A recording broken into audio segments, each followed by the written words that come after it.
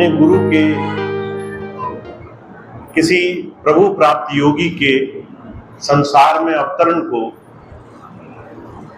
जब वो संसार में आए उसको इतने महान रूप में क्यों देखा जाता है,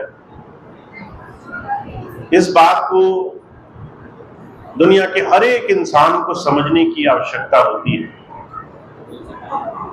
वैसे तो हर दिन हर क्षण हजारों लोग संसार में जन्म ले रहे हैं और हर क्षण हजारों लोग संसार छोड़कर जा रहे हैं।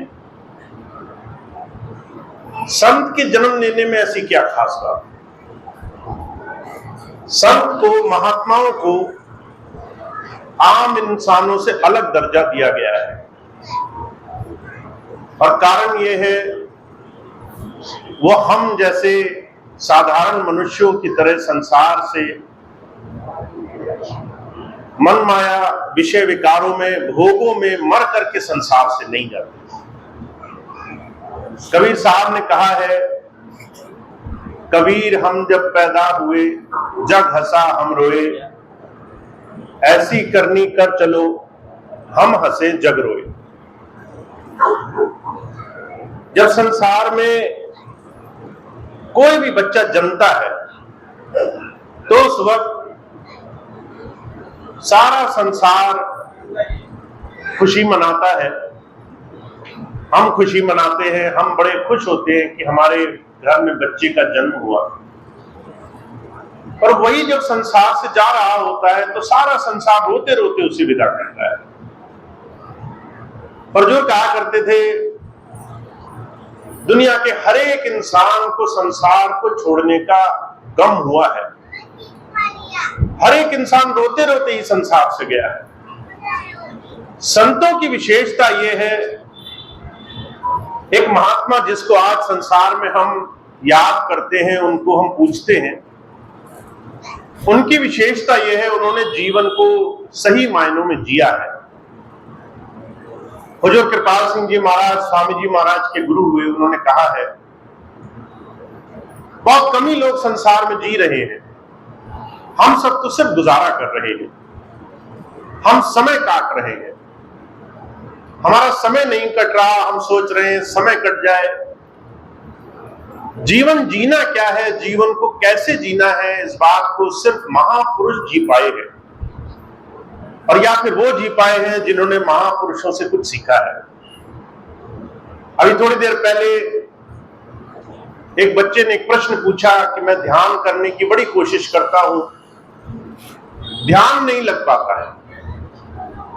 ये सवाल कि हमारा ध्यान लगे, हमारा अंतर अनुभव जुड़े, हमारे अंतर प्रकाश हो, ये पहली बार नहीं पूछा गया। पर संतों महापुरुषों के जीवन का पूरा आधार इस पर टिका हुआ है। हम कैसे अपने जीवन में उस प्रकाश को जानेंगे, कैसे उस प्रकाश को पालेंगे, आज हम इसी बात को समझने की कोशिश करते हैं। आज से 600 वर्ष पहले कबीर साहब आए एक संत संसार में। उन्होंने इसका एक मूलभूत आधार, एक फाउंडेशन रखी है। अगर आप इसको समझ गए तो आपके जीवन में सब कुछ आसान हो जाएगा। कबीर साहब कहते हैं, कबीरा अपने दुख को न कहो किसी से रोए, भरम मापनो जाए वो बांट सके ना कोई। तुम्हें लग रहा है संसार तुम्हारे दुख को बांट लेगा, तुम दोस्त ढूंढ रहे हो इस संसार में, रिश्तेदार ढूंढ रहे हो, तुम इस संसार में लोगों पर आश्रित हो रहे हो, उम्मीद लगाकर बैठे हो संसार से, अपेक्षाओं में जीवन जी रहे हो, और आज ये अपेक्षा दुनिया के सबसे बड़े दुख का कारण है। अगर आपको यकीन नहीं आता, आप अपने चारों तरफ जीवन में हर एक जगह नजर मारकर देख लीजिए। परिवार से अपेक्षाएं हैं हमारी, बच्चों से अपेक्षाएं हैं, अपने रिश्ते नातेदारों से, अपने पड़ोसियों से, अपने जानने वालों से, कोई ना हो तो अपने सामने चलते हुए आदमी से अपेक्षाएं हैं। हम इतना अपेक्षाओं में, इतना निर्भरता में जी रहे हैं, डिपेंडेंसी इतनी है कि दूसरा ही हमारे जीवन में सुखों का आधार बना हुआ है। कई बार आप ऐसे लोगों को बात करते हुए सुन लेंगे, वो कहेंगे दूसरे ने मुझे दुख दे दिया, अगर वो ऐसा नहीं करता तो मैं बड़ा सुखी रहता संसार में, उस इंसान ने मेरे जीवन में आकर जहर घोल दिया। हम निर्भर इतने हो गए कि हमने अपने अंदर बैठे मालिक की निर्भरता खो दी है। हमें यह नहीं आता है कि उस परमात्मा के भरोसे कैसे रहा जाए। हम दुनिया के भरोसे टिके हुए हैं। कबीर साहब कहते हैं वो संत कहलाता है जो उस प्रभु का भरोसा करता है। कबीर भरोसे राम के निर्भय होकर सोए, अनहोनी होनी नहीं होनी होए सोए। अगर तुम्हारा भरोसा उस प्रभु पर है तो सिर्फ उसी पर निर्भर रहोगे, और अगर उस पर निर्भर रहना नहीं आ पाया, अगर परमात्मा है नहीं है, वो मदद करता भी है नहीं करता, इसका अगर शक है दिल में, अगर बार बार तुम्हें ये संदेह होता है कि पता नहीं भगवान मदद करेगा नहीं करेगा, और आप अपने ही ऊपर अपना सर का भार, अपना बोझ उठा लो कि मैं ही संसार का हिसाब कर देता हूं, तो हुजूर कहा करते थे वहां संसार में दूसरे पर निर्भरता दुखों का कारण बनती है। इसलिए हमारे स्वामी जी महाराज ने दो बातें, दो मूलभूत सिद्धांत ऐसे बता दिए जिससे जीवन बदल सकता है। अपेक्षा न करना और उपेक्षा न करना। अपेक्षा कहते हैं एक्सपेक्टेशन को। किसी पर तुम्हारा प्रेम है तो वो प्रेम निश्चंद रखो, जितना दे सकते हो दो, तुम्हें कुछ मिले नहीं मिले इसकी चिंता नहीं होनी चाहिए।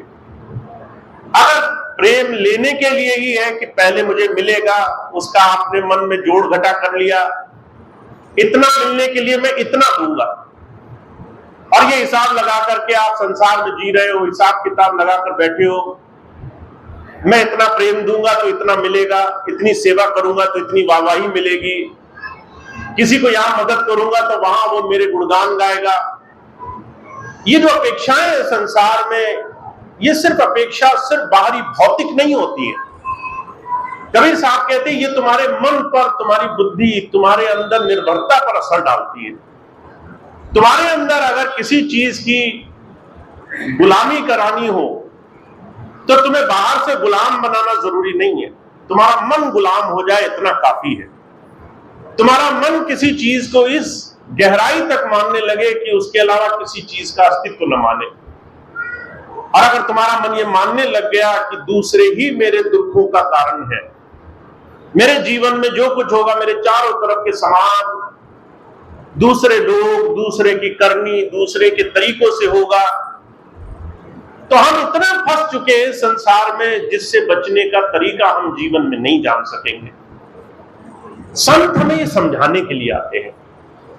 जब हम गुरु की शरण में जाते हैं तो पहले दिन से वो कहता है दूसरे की चिंता मत करना, तुम्हें कोई कुछ दे नहीं के दे, मैं खड़ा हूं तुम्हारे साथ, तुम उसके भरोसे मत रहना, तुम मेरे भरोसे रहना। तुम्हें संसार में कोई बड़ाई करे नहीं करे, तुम घबराना मत, मैं तुम्हारे साथ खड़ा रहूंगा। कोई तुम्हारा अच्छा करे नहीं करे, तुम परेशान मत होना, वो तो कर्मों का भोग है। मान लीजिए तुमने किसी के लिए बहुत अच्छा किया, उसने पलटकर एक बार वाहवाही भी नहीं करी, धन्यवाद भी नहीं करा, तुम परेशान मत होना, ये कर्मों का भोग है। उसे इस निर्ममता से भोग भोगना था, उसने सिर्फ लेना था, वो ले करके चला गया, तुम उसे रोक नहीं पाओगे। तुम मेरे भरोसे रहना क्योंकि मैं तुम्हारा साथ निभाऊंगा। जिस दिन किसी महात्मा के पास जाते हैं वो हमारे जीवन में हमें इस मन के संसार के बंधनों के तरीकों से आजादी देने की बात करता है।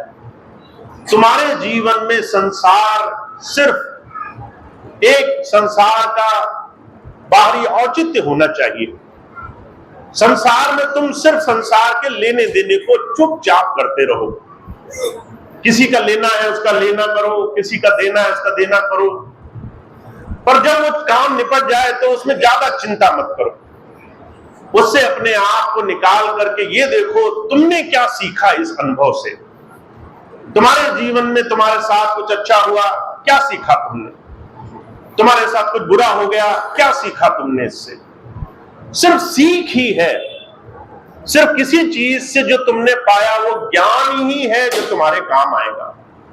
न वो चीज रह जाएंगी, न वो समय रह जाएगा, न वो संसार के अनुभव तुम्हारे जीवन में रह जाएंगे। सिर्फ उससे जो तुमने सीख ली वो सीख ही तुम्हारे जीवन में तुम्हारा आधार बनेगी। पर हमारे स्वामी जी महाराज कहते हैं, अपेक्षा इतना बड़ा बुरा भारी जहर है।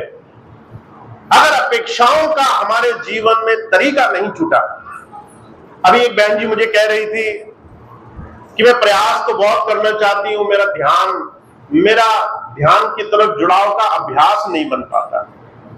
और उसका सिर्फ एक कारण है, हमारी आदत। अभी तक हमारी दिनचर्या की आदत ऐसी बनी हुई है जिसमें ध्यान का स्थान नहीं है।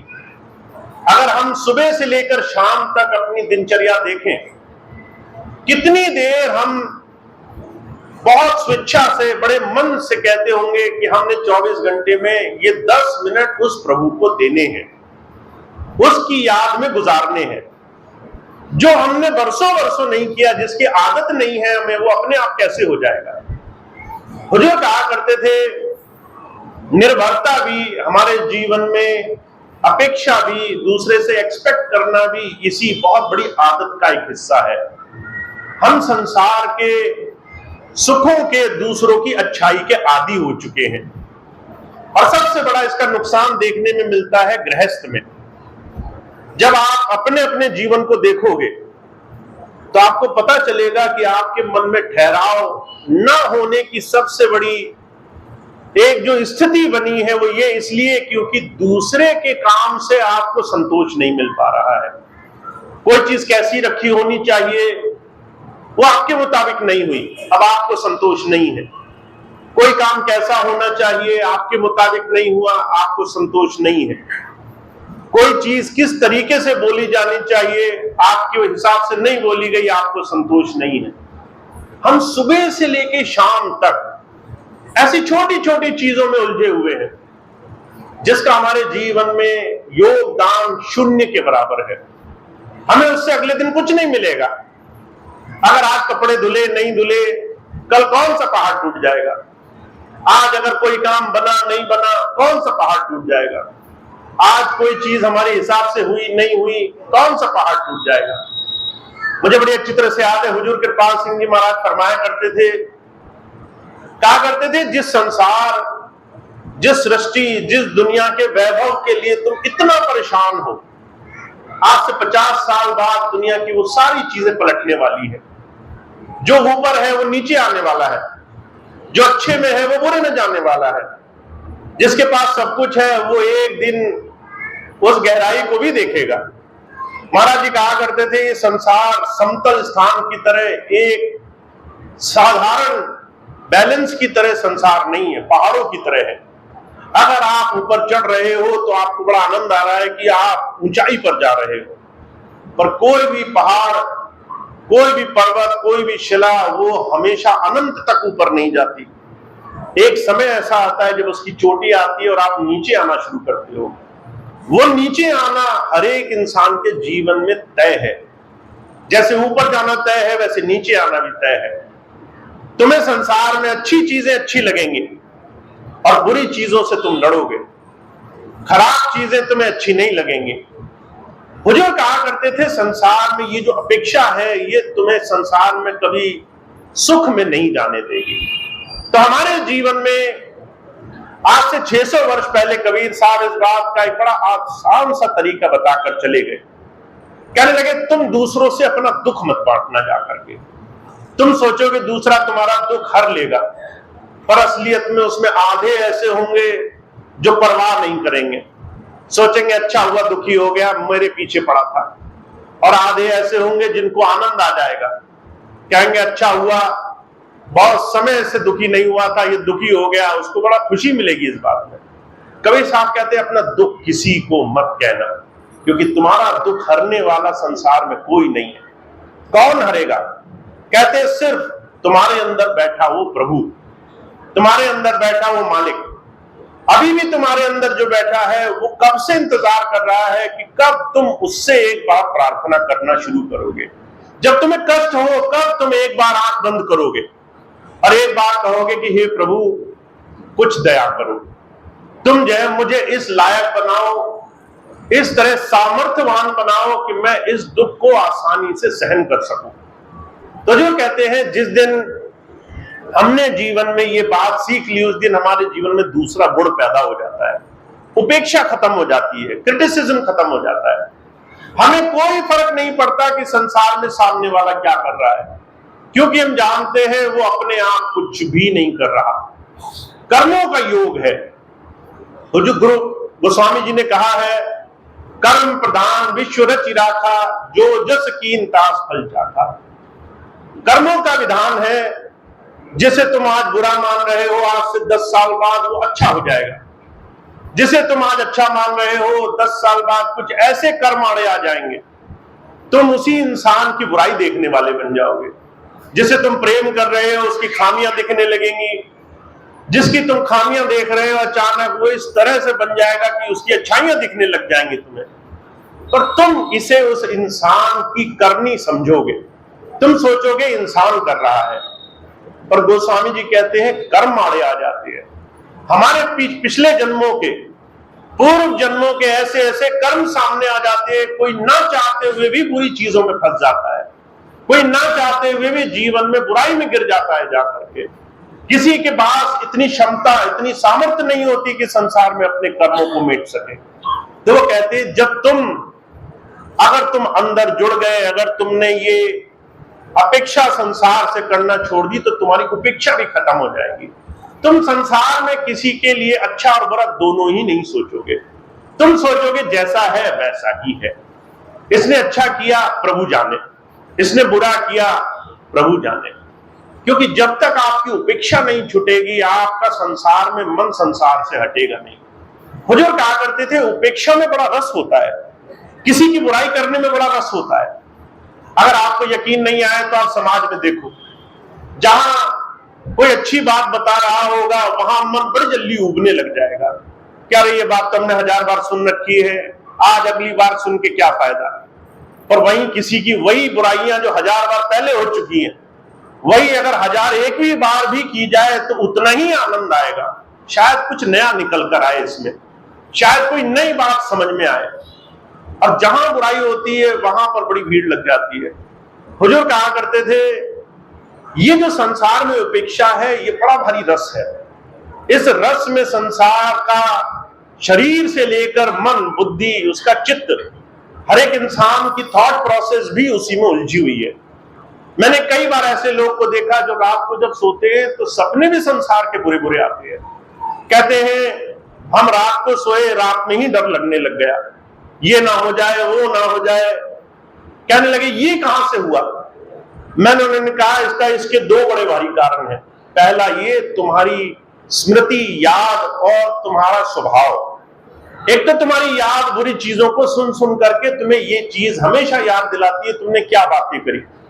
दूसरी, तुम्हारा स्वभाव इन चीजों में रस ढूंढ रहा है। तो जो कहते हैं आपके जीवन में ध्यान तब बनेगा जब आपका ध्यान इन चीजों से हटेगा, जब आपकी संसार के साथ जुड़ाव की स्थिति कम होगी। तो कबीर साहब बड़ा आसान सा एक तरीका बता रहे हैं। कहते हैं तुम्हें सिर्फ उस राम का भरोसा, उस सच्चे इष्ट का, उस ईश्वर का भरोसा होना चाहिए। अगर उस ईश्वर का भरोसा है तो तुम समझ लो संसार में सब कुछ उसकी मौज में सही दिशा में जा रहा है। और उसका एक सबसे आसान तरीका मानने का क्या है, अगर तुम अच्छाई को परमात्मा का आशीर्वाद मानते हो, तो अगर तुम्हारे जीवन में कुछ बुरा हो जाए तो वो भी उसी का दिया हुआ मानो। अगर तुम्हारे जीवन में आज कुछ अच्छा हो गया, ये परमात्मा ने दिया। अगर तुम्हारे जीवन में आज कुछ अच्छा नहीं हुआ, ये किसी और ने नहीं दिया।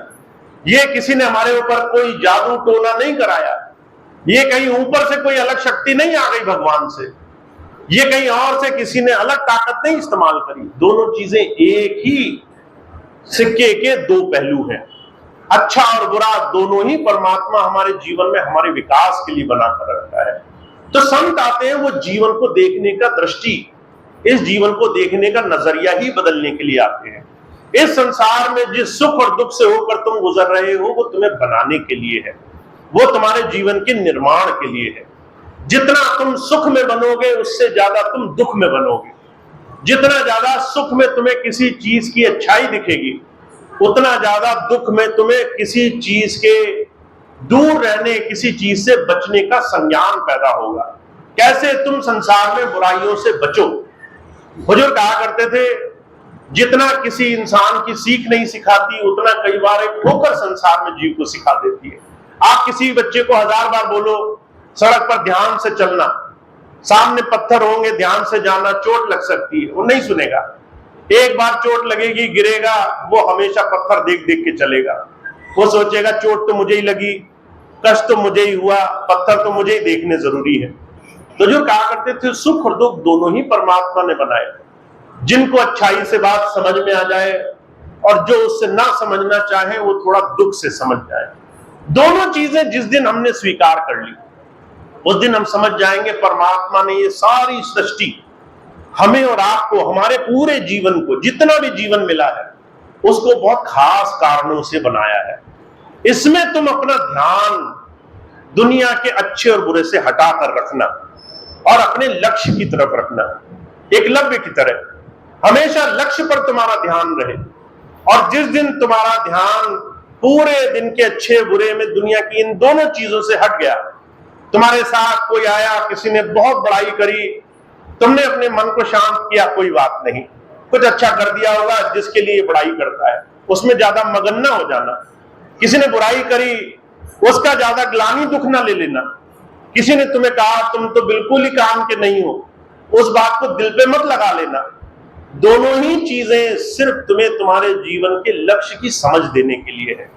जिस दिन आप ये बात समझ गए कि आपके जीवन में जो कुछ हो रहा है वो आपको संसार से नहीं, उस प्रभु से प्रीति, अपने अंदर मालिक पर भरोसा कराने के लिए हो रहा है, तो आप समझ जाओगे आपके जीवन में आप किसी बहुत बड़े उद्देश्य के लिए आए हो और उस संसार में जीव को कोई परेशान नहीं कर सकता है।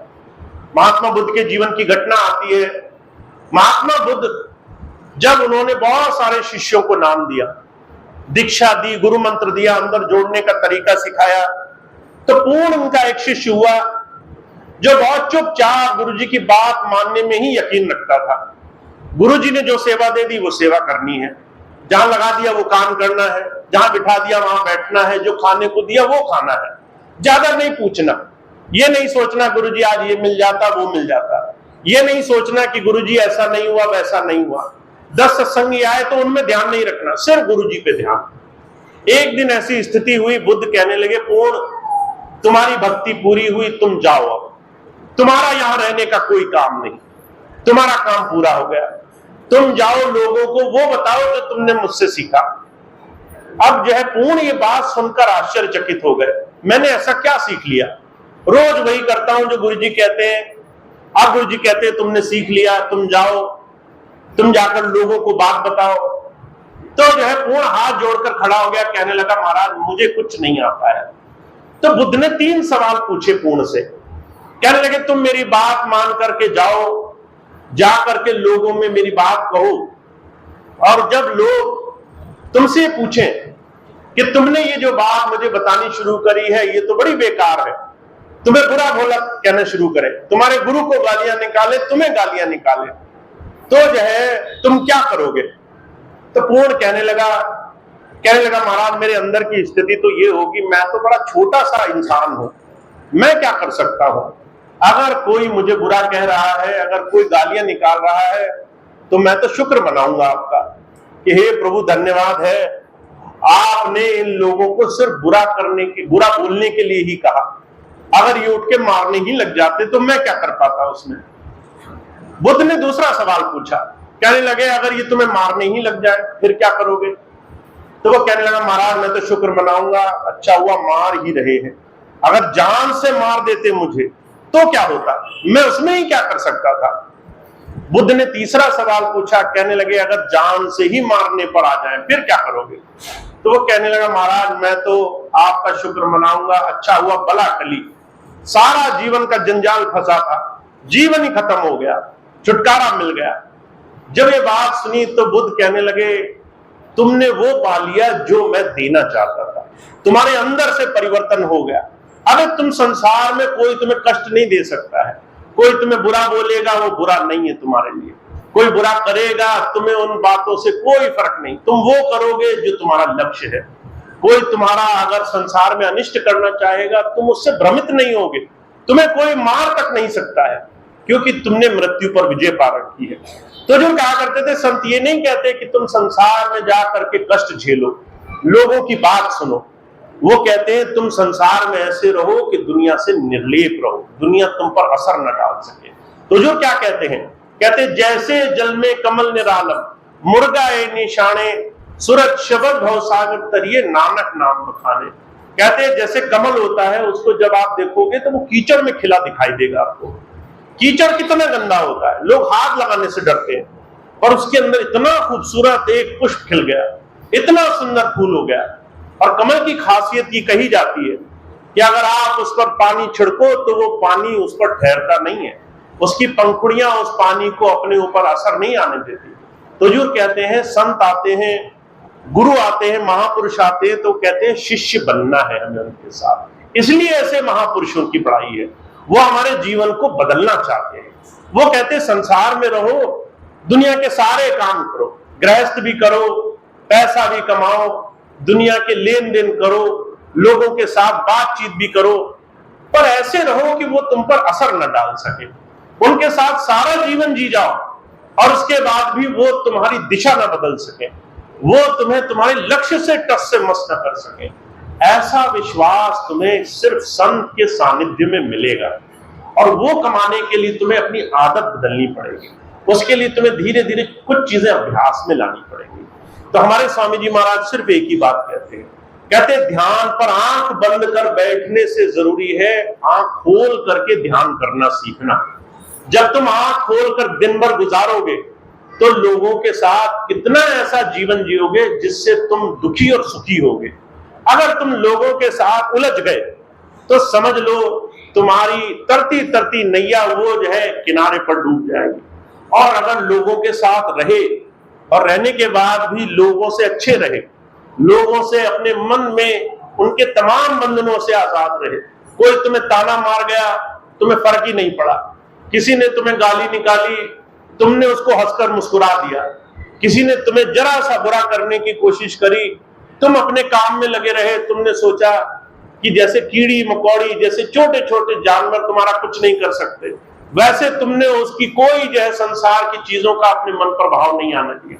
हुजूर कहते सोच कर देखो, अगर तुमने गुरु को ऐसा मन में बसा लिया, संसार में कोई तुम्हारा बाल बांका नहीं कर सकेगा। पर ऐसी कला, ऐसी दीक्षा और शिक्षा गुरु से सीखनी पड़ती है, रोज रोज इसको करना पड़ता है। इसलिए कबीर साहब आखिरी बात कह रहे हैं, कहते हैं कि जितने भी लोग संसार में गृहस्थ में हैं, हम और आप जो परिवार में जी रहे हैं, उनके लिए साधु की संत की बात का अनुसरण बड़ा काम का होता है। जितने भी कहा गृहस्थी सेवे साधु को साधु सिमरे राम, या में कुछ धोखा नहीं सरे धोखे काम। एक गृहस्थी है वो घर नहीं छोड़ सकता, वो ये नहीं कह सकता कि मैं जिम्मेदारी नहीं करूंगा, मेरे को पैसे नहीं कमाने हैं, मैं सब छोड़ता हूं जंगल में जाता हूं, वो ये नहीं कर सकता, उसके ऊपर दायित्व है। पर किसी साधु से उसका आचरण ले सकता है, किसी संत से ये सीख सकता है कि दुनिया में रहते रहते आजाद कैसे रहा जाता है, लोगों के बीच में रह के भी लोगों से कैसे बचा रह सकते हैं, कैसे दुख और सुख से अपने मन को मजबूत कर सकते हैं। तो कहते हैं ऐसी सेवा करनी है जिससे हम अपने जीवन में गुरु के ज्ञान को दिल में ले लें, उसको आचरण में ले लें, रोज करके देखें, ताकि आप अपने गृहस्थ जीवन को सन्यास की तरह जिएं, लोगों में रहें और लोगों के हर बंधन से आजाद रहें। किसी ने हंसने की बात कही, खूब हंसे, पर जो है उन बातों से तुम उलझ नहीं गए। किसी ने 1000 दुख की बात कही, तुमने पूरा ढांढस बंधाया, पर जो है उस बात से तुम टूट नहीं गए। ऐसी मजबूती, ऐसा सामर्थ्य किसी संत के पास बैठकर पा लेना, ये बहुत बड़ी बात है। तो आप और हम ऐसे महान संतों की शरण में बैठे हैं, हम उनसे जो सीखना चाहते हैं वो हमारे अंदर से आएगा, सुनने से नहीं आएगा, वो किसी बात को जीवन में आचरण करने से आएगा। और मैं एक चीज जो मैंने सीखी कि आप जितना एक शोरगुल वाले भीड़ भाड़ वाली चीजों में जितना ज्ञान सीखते हो, उसको आप उतना ही एकांत में अपने जीवन में अमल में ला सकते हो। तो अभी तो आपने सुन लिया, और कोई आपसे पूछेगा कि भाई क्या सुना सत्संग में, तो आप उसको 2 की 4 सुनाओगे, आप कहोगे हमें बहुत अच्छा आता है, पर जब आप घर जाओगे तो अमल नहीं कर पाओगे। एकांत में मन चोट मारेगा, वहां पर अमल करके ले जाना, वहां पर गुरु की बात याद कर लेना, वहां पर गुरु की बात को धारण कर लेना। तो एकांत में जो जीत गया वो भीड़ के 1000 साधन में बचकर चला जाएगा। तो हमारे स्वामी जी महाराज इतनी अच्छी बात कह रहे हैं कि आपके जीवन में आपको सब कुछ मिल सकता है, पर पहले दूसरे पर डिपेंडेंसी कम करनी है, निर्भरता कम करनी है, अपने पर आश्रित होना है, खुद सक्षम बनना है, चाहे वो सामाजिक हो, चाहे वो आर्थिक रूप से हो, चाहे वो मानसिक रूप से हो। हमें खुद ऐसा सक्षम बनना है कि लोग हमसे मदद लेने आए, हमें ना जाना पड़े लोगों के सामने, हम लोगों को कुछ दे सके, हम हमेशा मांगने के लिए तैयार न खड़े रहे। तो इसके लिए आपको इतना सुंदर जीवन मिला है, हर दिन ऐसा जियो कि आपके जीवन में आप हमेशा उस प्रभु की धरोहर से जुड़े रह सको। तो स्वामी जी महाराज की छोटी सी बात जो मैंने आज आपकी सेवा में रखी, आप इसका खूब लाभ उठाओ, खूब इससे अपने जीवन को बनाओ, ऐसा ही मेरा विश्वास रहता है। तो इतनी बात कह के मैं अपनी बात समाप्त करूंगा। आप सभी भाई बहनों को बहुत बहुत धन्यवाद, आज आप यहाँ आए, इस कार्यक्रम का हिस्सा बने, आज इस सत्संग में आपने अपना योगदान दिया। अब आज का कार्यक्रम समाप्त होगा और उसके बाद प्रसाद, प्रार्थना, आगे की व्यवस्था चलेगी। मैं आपको बस एक चीज बताऊं, अभी स्वामी जी महाराज के जन्म दिवस का महीना चल रहा है। जो भी भाई बहन अपने गुरु से जुड़े हैं उनके लिए बड़ा सुंदर एक मौका है कि कैसे हम अपने गुरु को याद कर सकते हैं। और याद करने का तरीका जैसे मैंने अभी आपको बताया, एकांत में होता है। अभी सबके सामने तो जब आपको कोई बोलेगा कि अरे स्वामी जी के साथ हमने 20 साल पहले ऐसा किया था, तो आपको भी 2 घटनाएं याद आ जाएंगी, आप भी 1 ही 2 सुनाओगे कि अरे भाई हमारे साथ तो इससे और अच्छा हुआ। पर जब आप घर जाओगे और एकांत में बैठे होगे और संसार की चिंताएं आपके ऊपर हावी हो जाएंगी, तब अगर आपको गुरु याद आ जाए, तब आपको ये भाव याद आ जाए कि अरे मैं क्यों परेशान हो रहा हूं, मेरा तो गुरु मेरे साथ है, वो सब चीज ठीक कर देगा, वो अपने हिसाब से मुझे बचा कर ले जाएगा। तब अगर आपको ये बात याद रह जाए तो समझ लीजिए कि हम सच में अपने गुरु से जुड़ पा रहे हैं। तो इसके लिए आपके पास ये पूरा महीना है, आज से 10 दिन और हैं, ये तो सांकेतिक चीजें हैं। 10 दिन एक संकल्प साध लो कि मैं थोड़ा सा समय सुबह और शाम एकांत में, जब कोई जगह नहीं होगा, तब मैं अपने गुरु की याद में लगा दूंगा और उस वक्त मैं उनसे खूब जुड़ने का, उनका ध्यान, उनकी याद, उनकी भाव की बात अपने दिल में बसाने की कोशिश करूंगा। कोई नहीं देख रहा होगा आपको, कोई नहीं आपको इस वक्त जानेगा, पर आप उस वक्त जो कर ले जाओगे वो चीज आपके मन में एक पत्थर की तरह, एक मजबूत स्तंभ की तरह बन जाएगी। तो इस पूरे महीने को हम गुरु के संकल्प से गुजार सकते हैं। जब भी आप उठे सुबह, पहली चीज अपने गुरु को याद करें कि मेरा पूरा दिन आपको समर्पित, जो होगा मुझे स्वीकार होगा, अच्छा होगा तो ठीक, कुछ मेरे हिसाब से नहीं हुआ तो भी आपकी मर्जी, मैं वो भी मानूंगा। और शाम को जब पूरा दिन गुजर जाए तो आप धन्यवाद दें कि हे मालिक, पूरा दिन अच्छा गुजर गया, अच्छा अच्छा रहा, बुरा बुरा रहा, पर मेरे मन में याद बनी रही, इसके लिए शुक्राना है। अगर आपने ये 2 चीजें कर ली इस आगे आने वाले कुछ दिनों में, तो आप देखोगे अंदर विश्वास में बढ़ोतरी होगी, जुड़ाव में, गुरु से प्रेम भाव में मजबूती आएगी और आप निर्भरता से संसार में जो अपेक्षाएं हैं उससे थोड़ा सा बच पाओगे। तो ऐसा करना है ताकि हमें ज्यादा से ज्यादा गुरु से जुड़ाव बने। तो इतनी बात कह के मैं अपनी बात समाप्त करता हूँ।